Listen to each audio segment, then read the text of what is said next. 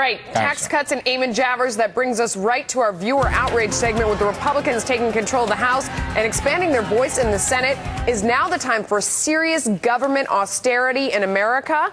Joining us now is Emily Miller, senior editor at Human Events, and Bernard Whitman, Democratic strategist and pollster. Guys, thanks so much for joining us. Bernard, what do you think? If we're going to cut taxes, we're going to have to seriously cut spending in order to not balloon the deficit. Is America ready for some serious government austerity? What do you think? Well, I think adopting a British-style austerity program would be an absolute disaster for the economy.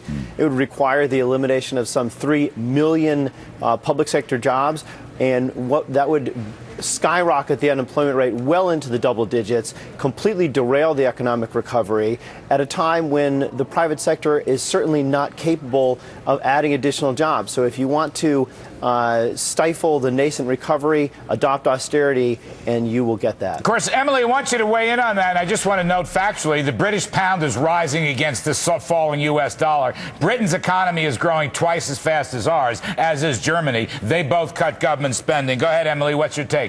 Well, Larry, absolutely. I mean, the only way to get our economy back on track is to cut government spending. And that's why the Republican leaders under John Boehner want to take our government spending back to the 2008 budget levels, which is otherwise known as before Obama budget levels. Before he came in, had his, quote, stimulus package, which has stimulated nothing but increased unemployment, and all his bailouts and taking over an Obamacare and all these big government programs, which has kept the recession going, or I know economists don't like the word recession, but to American people, it feels like a recession, and kept unemployment at these levels. We've gone up today, the unemployment levels, and it's great news from the White House that they're thinking, seriously considering not raising taxes on small business come January 1, which was their plan up until today. Obama might get the Nobel Prize today. He might.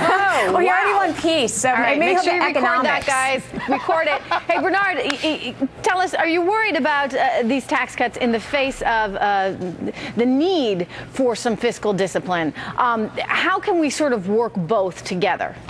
Look, I think I'm a great supporter of extending the middle-class tax cuts for 97% of Americans. That will actually put money in people's pockets. They'll go out and spend it. We simply cannot afford to cut taxes on millionaires and billionaires. That'll add another $700 billion to the deficit. And the Congressional Budget Office has shown that that is the least effective way to stimulate the economy. Bernard, the White House talking points have changed, Bernard. The election's over. You got to get with the new talking points I absolutely think we should decouple it. I mean, I think that we should extend the middle-class tax cuts and make those permanent. Emily, go ahead. Get back in there.